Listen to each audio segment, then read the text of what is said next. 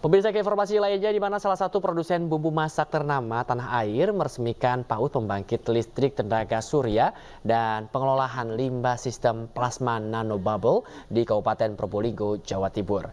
Hal itu sebagai langkah strategis pendukung pembangunan berkelanjutan.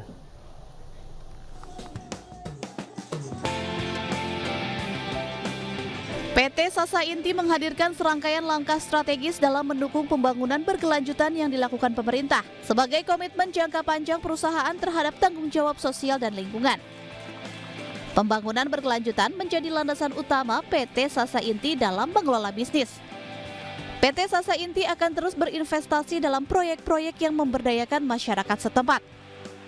Dalam kesempatan ini, PT Sasa Inti meresmikan PAUD Among Putra, pembangkit listrik tenaga surya PLTS dan pengolahan limbah sistem plasma nanobubble PNB di Gending, Kabupaten Probolinggo, Jawa Timur, yang dibuka langsung oleh PJ Bupati Probolinggo Ugas Irwanto dan CEO PT Sasa Inti Dr. Rudolf Chandra.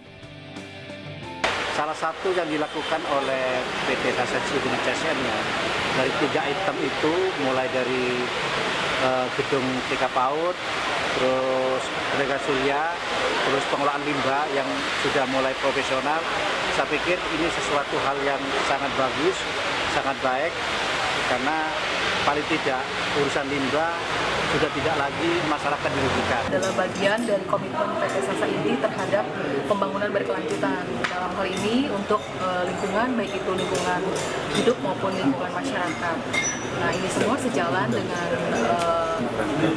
PT Sasa Inti, value-nya yaitu care, courageous, action-oriented, respectful, dan enthusiastic. Melalui langkah-langkah ini, PT Sasa Inti berharap dapat menjadi agen perubahan positif dalam mempromosikan pembangunan berkelanjutan bukan hanya di Indonesia saja, tetapi di seluruh dunia. Dari Probolinggo, Jawa Timur, Hana Purwadi, iNews melaporkan. Pemirsa, musim haji 1445 Hijriah tinggal menghitung hari. Nah, bagi masyarakat yang ingin mendapatkan pembiayaan pendaftaran Haji Plus, saat ini Pengadaian meluncurkan produk syariahnya. Layanan ini memberikan kemudahan bagi masyarakat yang ingin melaksanakan ibadah Haji Plus dengan barang jaminan emas 7,5 gram saja.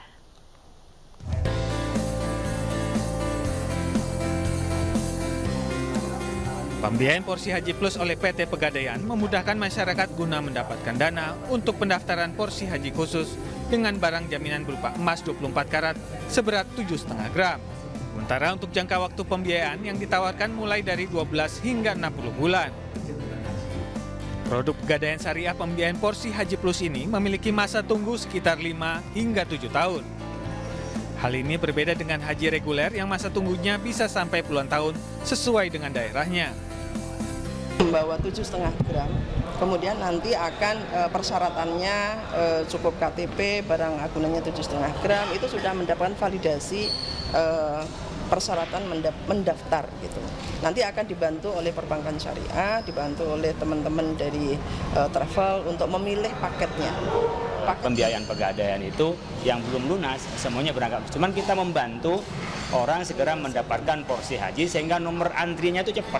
Kalau hanya nabung dari sendiri sampai punya porsi itu kan lama kan. Nah, maunya 5 tahun baru daftar, kan urutnya tambah panjang. Tapi kalau daftar dari sekarang mungkin nanti 8 tahun dari sekarang sudah berangkat.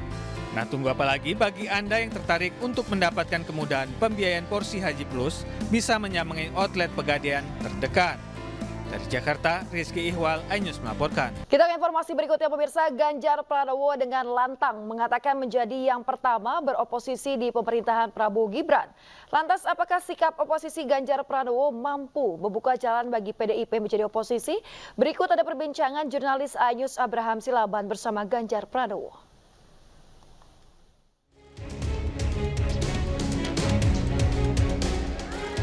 Calon Presiden Pemilu 2024 Ganjar Pranowo menegaskan tidak akan berada di dalam pemerintahan Presiden dan Wakil Presiden terpilih 2024-2029 Prabowo Gibran.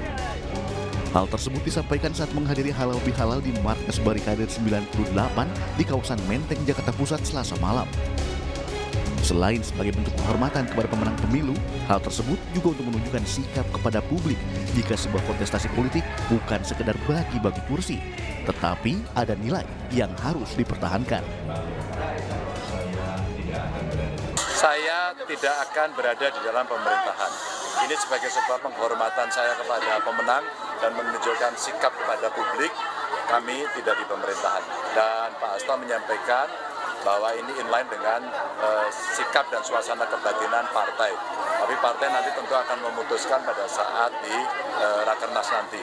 Dan itulah pendidikan politik yang mesti kita berikan kepada masyarakat bahwa dalam sebuah kontestasi tidak hanya sekedar berebut kursi dan dibagi-bagi, tapi ada value, ya, ada program dan ada sikap yang bisa kita berikan pada publik. Itu intinya. Sementara itu, Sekjen PDIP Hasto Kristianto mengaku menghormati sikap yang ditunjukkan Ganjar. Namun terkait sikap PDIP akan diumumkan setelah hasil rapat kerja nasional apakah akan berada di dalam atau di luar pemerintahan. Sikap politik PDI Perjuangan apakah berada di dalam atau di luar pemerintahan itu akan dibahas di dalam rapat kerja nasional. Tetapi konstitusi partai menegaskan bahwa itu merupakan kewenangan dari Ketua Umum PDI Perjuangan. Yang dimaksudkan oleh Pak Ganjar Pranowo bahwa beliau tidak akan bergabung untuk menjadi salah satu menteri di dalam jajaran pemerintahan yang akan datang.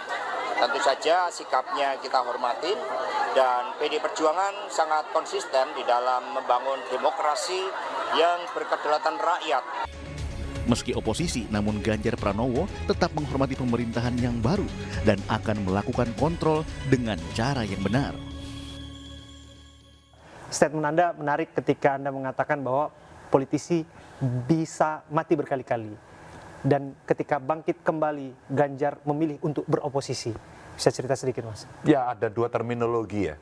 Satu saya sampaikan, saya tidak akan berada di dalam pemerintahan ini. Lalu orang lain menerjemahkan oposisi dan kemarin ada yang berkomentar bahwa Indonesia tidak ada sistem oposisi begitu. Jadi saya menyampaikan, meluruskan diksi ini bahwa saya tidak akan berada di dalam pemerintahan. Biar clear dulu. Setelah itu, yang kedua tentu saya menghormati pemenang. Biarkan pemenang dalam kontestasi Pilpres ini membentuk kabinet dan dia akan berembuk dengan partai pengusungnya. Saya kira itu cara yang paling gentle menurut saya, paling sportif. Dan tentu saja setelah mereka bisa membentuk, ketika kita tidak berada di dalam pemerintahan, maka tugas kita bukan mengolok-olok mencibir, tapi bagaimana kita bisa mengkoreksi seandainya ada yang keliru, tapi kalau benar mesti fair dong. Kalau dia sudah on the track mesti fair dong. Oh ya, itu bagus. Jadi tradisi politik yang menurut saya perlu dikembangkan dan menurut saya ini baik. Saya ingin penegasan saja, Mas. Apakah yang Anda sampaikan ini memang murni pribadi atau jangan-jangan apa yang Anda sampaikan ini mewakili suasana batin partai yang akan segera dideklarasikan? Kalau kemarin kan saya sampaikan di acara Halal Bihalal TPN. Jadi saya sampaikan sebagai kandidat atau prinsipal. Ada saya, ada Pak Mahfud, lalu saya statement itu. Jadi ini pendapat sebagai seorang capres, ya, sebagai pribadi yang saya sampaikan. Maka kalau tadi disampaikan Mas Hasto gitu, partai akan memutuskan nanti, nah itu nanti partai yang secara resmi akan memutuskan. Tapi sebagai pribadi Ganjar tidak akan bergabung di dalam pemerintahan ini.